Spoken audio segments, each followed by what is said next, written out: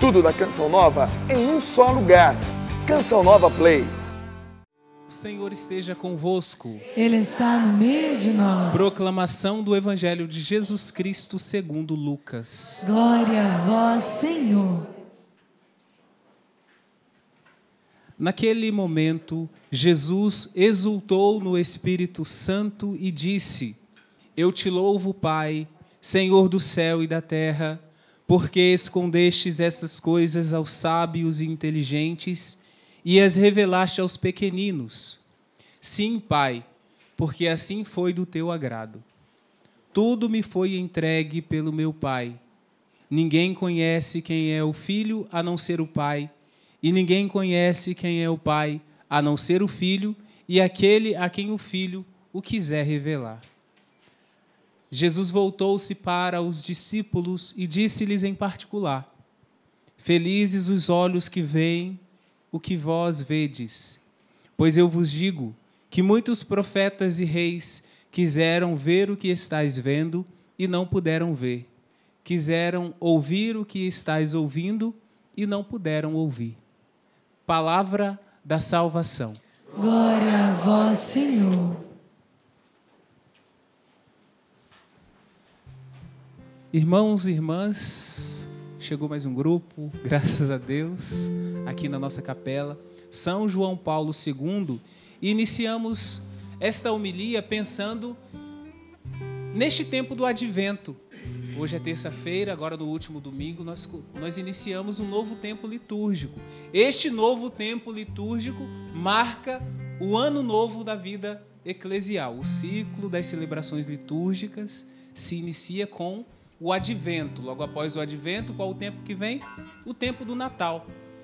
E para onde volta as nossas reflexões e meditações neste tempo próprio? Nós refletimos sobre aquela primeira vinda de Jesus, já refletimos sobre isso outras vezes. A primeira vinda de Jesus na encarnação, no Natal. Pensamos sobre este mistério. Nos preparamos na liturgia para este grande mistério. Mas também acenos da segunda vinda de Jesus, aquela que nós chamamos de parousia. Na verdade, enquanto cristãos, toda a nossa vida deve ser envolvida, permeada pelos mistérios da vida de Jesus. Aqui nós tocamos em um, que é o mistério da encarnação. Mas seja o mistério da encarnação, que é este que nós estamos chegando, pensamos nele já no tempo do Advento, que é o Natal, o nascimento de Jesus. Seja os mistérios do sofrimento, a paixão, morte de Jesus, que tem um outro tempo, que é o tempo da Quaresma. Sejam os mistérios da ressurreição, tempo da Páscoa, e assim por diante. Teve a ressurreição, o envio do Espírito Santo sobre nós, tudo isso é a nossa vida.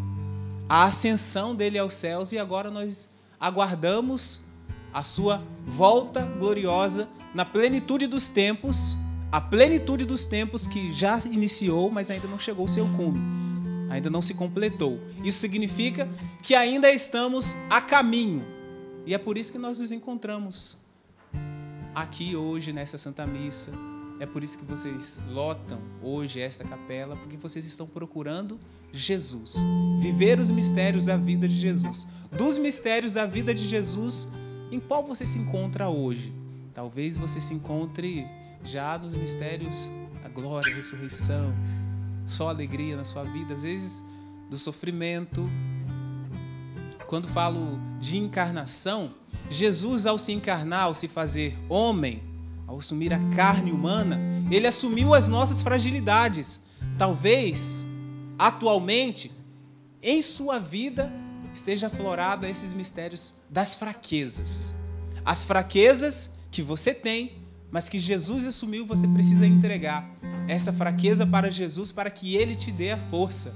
Então você participa deste mistério da encarnação. Cristo assumiu a sua limitação. Cristo assumiu a sua carne, aquilo que nós temos de mais limitado. Entenda carne no sentido completo aqui. Entenda este corpo, mas entenda também que Cristo assumiu as suas misérias. Cristo assumiu aquilo que você tem de pior. E uma vez que ele assumiu e você tendo consciência disso, você pode apresentar a Jesus.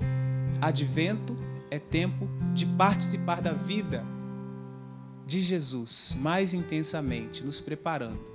Porque ele se fez carne, assumiu nossa humanidade, mas não assumiu nossa humanidade para ficar neste mundo. Repararam que ele vem para este mundo, mas ele volta? Então ele assume nossa humanidade, purifica em nós este mundo que precisa ser purificado, para dizer o quê? O meu lugar, o seu lugar, o nosso lugar é o céu, e nós precisamos nos preparar bem para o nosso lugar de fato, nosso estado permanente, céu, vida permanente com Deus. Essa é uma introdução para recordarmos este tempo que iniciamos. E o que nós refletimos no tempo comum que o sacerdote usa os paramentos verdes? No tempo litúrgico, em diversos momentos, como analisa diversos textos das Sagradas Escrituras, então voltam todos esses mistérios que eu falei aqui. Não se fixa apenas na encarnação, como no Natal, não se fixa apenas nos mistérios da paixão, como na Quaresma, mas vez ou outra volta todos os mistérios da vida de Jesus. Então, é o Cristo total, inteiro, completo.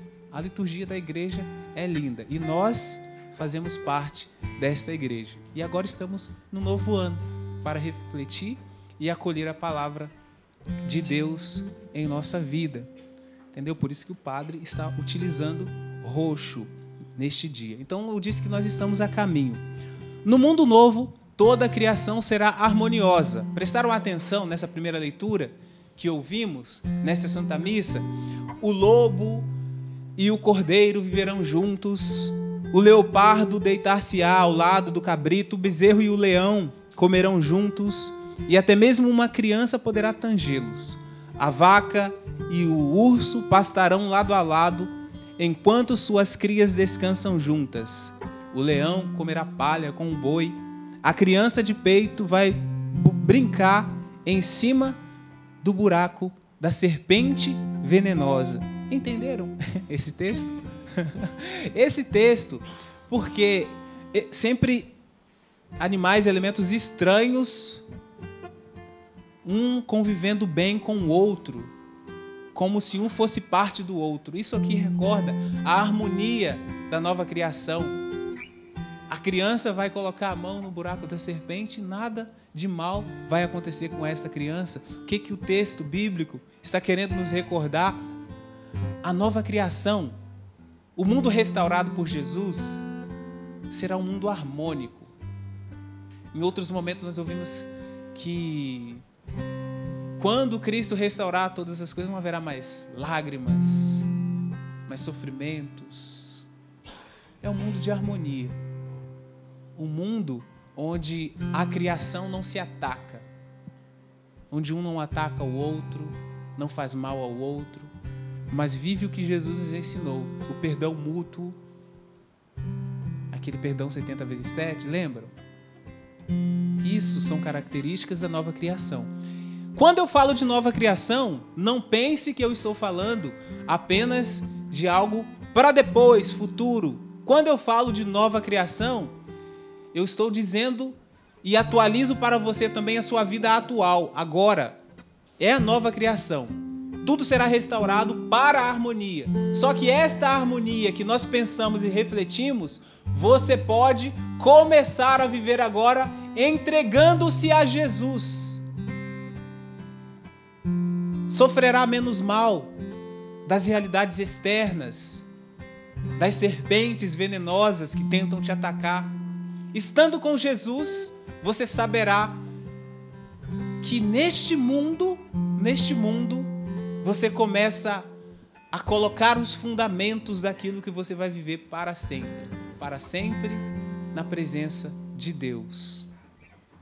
E enquanto caminhamos aqui, precisamos viver e fazer constantes atos de fé. Você pode fazer um ato de fé a cada dia. O que são esses atos de fé e como eu posso viver o ato de fé em minha vida? Eu permito que a graça de Deus venha sobre minha vontade e direcione a minha inteligência a crer com mais firmeza em todas aquelas verdades reveladas por Deus. Isso você pode fazer em sua casa à noite. Sei que pessoas nos escutam neste momento, alguns se preparando para dormir já, alguns homens mais cedo.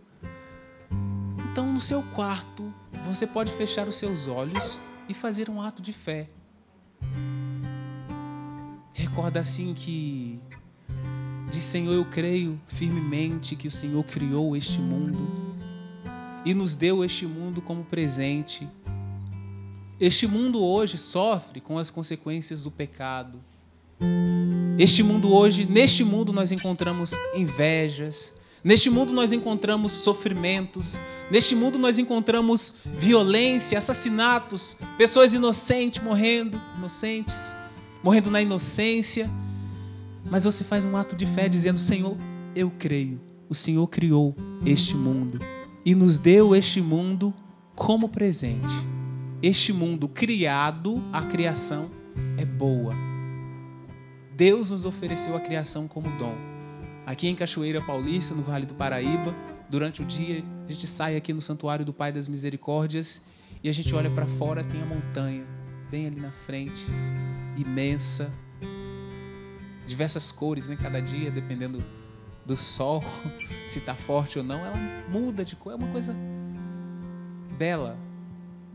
O verde aqui também tem bastante, vocês vão perceber. É a beleza da criação que nos é oferecida por Deus como dom. Este mundo é bom.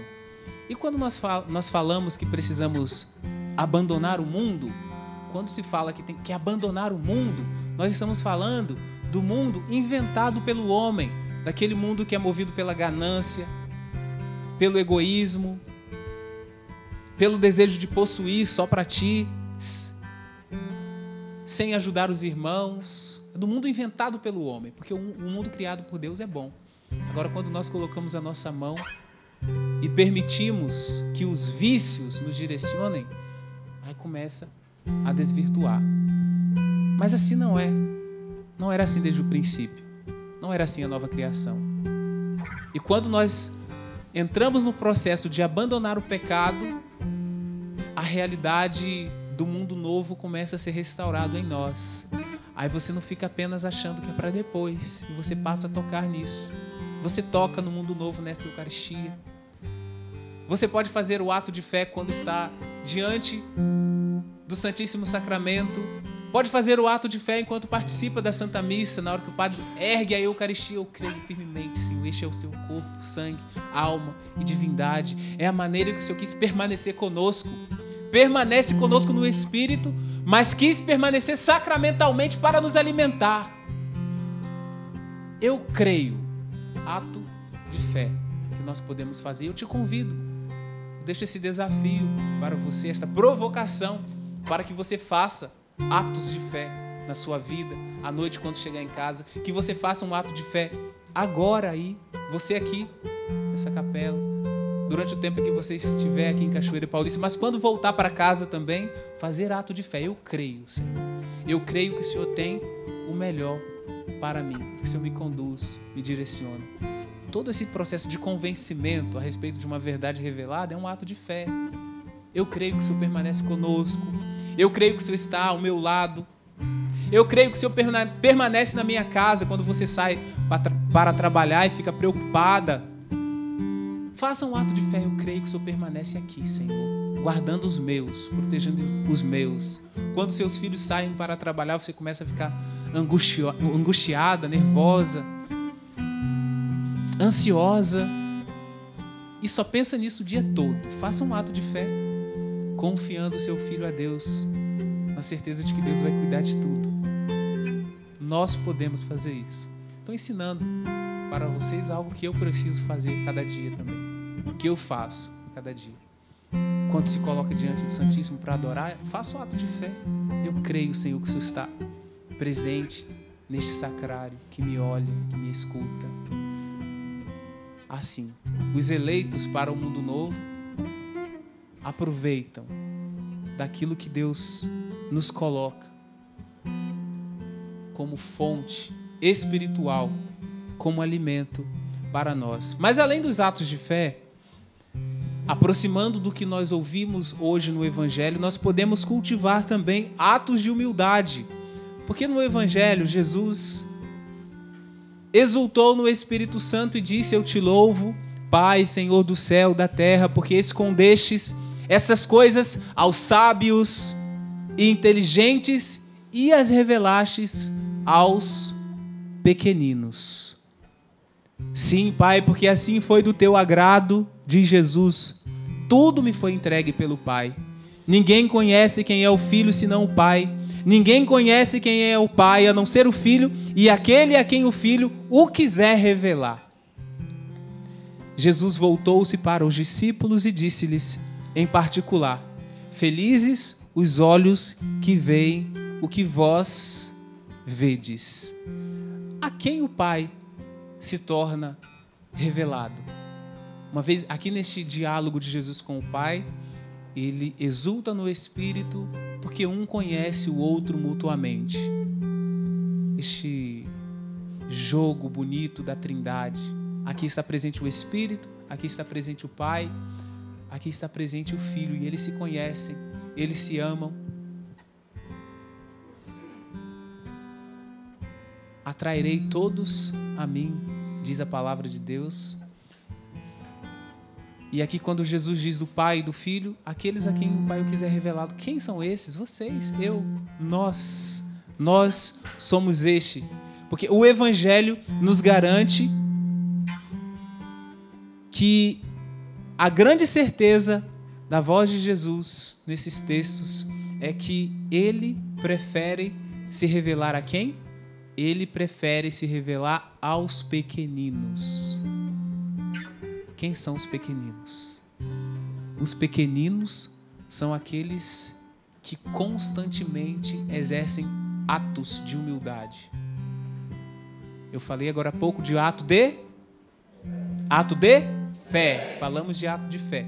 Agora nós estamos falando do ato de humildade, que é a característica dos pequeninos. Porque a estes pequeninos o Pai se revela. O reino dos céus é revelado. A que pode ser comparado o ato de humildade que nós precisamos fazer em nossa vida, que é um reconhecimento da grandeza de Deus. O que é que você faz quando você chega numa capela do Santíssimo? Qual a primeira coisa quando você entra na capela do Santíssimo? Você entra na capela do Santíssimo e se coloca de joelhos. Se ajoelha, já levanta e caminha para rezar. Se coloca ali diante de Jesus. Mas você se ajoelha, coloca os joelhos no chão, é uma demonstração de humildade. Na verdade, você reconhece a grandeza de Deus e reconhece a sua pequenez. Na verdade, ao colocar os joelhos no chão, você está dizendo que depende de Deus para viver, que você depende de Deus para tudo. Então, a oração, quando você faz isso na oração, uma oração de joelho, você exerce um ato de humildade.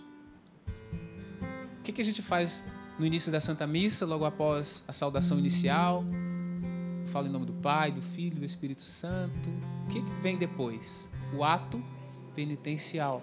O ato penitencial é um ato de humildade que você vive dentro da Santa Missa, reconhecendo que você depende dele para tudo e ao mesmo tempo que o louva por tanta grandeza e sendo tão grande, nos acolhe. Como nós falamos no tempo do Advento, neste tempo do Advento, nós podemos criar tarefas espirituais. Essas tarefas espirituais, hoje estou dando algumas dicas que nós podemos viver bem. Então, nós podemos fazer o itinerário espiritual neste tempo. Essas tarefas espirituais, você pode vivê-las pessoalmente. Então, cria tarefas espirituais para você. Aqui eu vou passar uma tarefa espiritual com os atos de humildade. Ou você pode criar uma tarefa espiritual em família, por exemplo. Como você pode criar uma tarefa espiritual em família? Como você pode criar? Por exemplo, você pode determinar ou sugerir para os seus, olha, nós poderíamos, neste tempo do Advento, ou no tempo do Natal, ou todos os dias, para aumentar, né? Nós poderíamos rezar o terço todos os dias em família num determinado horário. Aí cada um escolhe o horário, uma tarefa espiritual. Não é impor, gente, chegar a obrigar, todo mundo vai rezar o terço. Não, não é isso. É sugerir, porque senão você vai afastar as pessoas. Mas se a sua família já é uma família que todos participam da Eucaristia, vão à missa, têm consciência religiosa, proponha essa tarefa espiritual em família. Que tal você fazer essa tarefa espiritual? Rezar com os seus. Ou você poderia se esforçar para ficar mais tempo na mesa durante a refeição. Você termina e já sai correndo para olhar celular e tal. Aqueles que têm tempo à noite, por exemplo, no jantar, já não tem trabalho depois, fica ali escutando os seus. Escuta o seu pai. Escuta sua mãe. Pergunte como foi o dia, se foi cansativo, claro que foi, cada um vai falar que foi, mas ali é um momento propício para você fazer um ato de humildade. Ou também pode fazer um ato de humildade assim, de não usar o celular no momento em que está conversando com outros em casa. Sua família está ali, mas você não vive com ninguém, não convive com ninguém, só quer saber de ficar na telinha o tempo todo. E você tem pouco tempo para ficar com os seus e tem que ficar fazendo... quase que implorando atenção. Oh, por favor, fala comigo. Só fica aí no celular e tal. Podia fazer este ato. É uma proposta, quem sabe, uma provocação. Você me ouve, poderia fazer isso em casa. E quais são os passos de humildade que nós podemos... que eu posso viver sozinho? Fazer para mim mesmo, o ato de humildade. Primeira coisa, fazer no silêncio. Ninguém precisa saber. Então você não vai sair dizendo, eu vou te ajudar porque eu estou fazendo um ato de humildade, eu sou bom. Porque aí já começa errado. Ao invés de exercitar a virtude da humildade, você começa a crescer no orgulho. Aí você alimenta um vício. Então, o ato de humildade você vive no silêncio. É algo que você se propõe. É entre você e Deus. Tá bom? E talvez se você tem um diretor espiritual, você fala para o seu diretor espiritual. Tá bom? E aí ele vai te ajudar, vai falar também, vai direcionar. Mas você não fala para ninguém. É a primeira coisa. Você vai viver em silêncio. Senão isso, se você começa a contar, atrapalha, tá bom? Aí vai ficar todo mundo orgulhoso. Atos de orgulho. Vou ajudar os pobres e tal. A segunda coisa é tentar identificar quais são as coisas que você odeia fazer. Talvez você odeie lavar louça. Então você vai fazer um propósito. Então lavar louça vai se tornar uma atitude espiritual. Porque você vai fazer um propósito com Deus de fazer algo que você não gosta. Mas você não vai dizer para sua esposa, entendeu? Porque, mas você nunca lava louça. Por que está lavando hoje? Estou fazendo um ato de humildade. Não pode falar. Tem que falar para Deus apenas, tem que saber. Odeio lavar louça, mas vou lavar. Odeio passar roupa porque fico suando o tempo todo, fica pingando suor.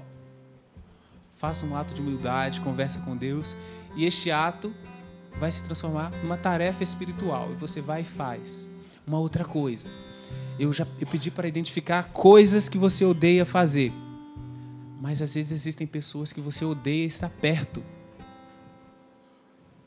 Pessoas que você odeia escutar. Não consigo ouvir a voz. Só de ouvir a voz já me dá ânsia. Você pode fazer um ato de humildade. Você vai sofrer. Você vai ficar ali querendo pegar no pescoço da pessoa. Mas faça a experiência de doar um pouco o seu tempo para a pessoa. Nem que seja só ela falar. Só ela fala. Ela acha que é dona do mundo, não tem diálogo, ali é monólogo. Você fica ali, só ela fala. Odeio. Faça um ato de humildade de permanecer mais tempo na presença dessa pessoa. Convido você a fechar os seus olhos e identificar quais atos de humildade você pode exercer em sua vida. O que você pode fazer hoje para ser melhor em Deus? Jesus se alegrou quando os discípulos voltaram, porque ele viu que eles dariam continuidade à sua obra. E ele contemplou a revelação do Pai neles. A revelação que o Pai faz de si mesmo. O Pai se revela a vós nesta noite e te convida a ser concreto em sua espiritualidade, te convida a ser concreto em sua vida.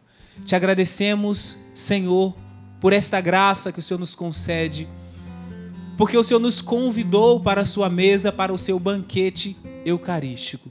E é na sua presença, Senhor, que podemos ser melhores. No altar do santo sacrifício, apresentemos o nosso coração para que sejamos tocados, curados por nosso Senhor Jesus Cristo.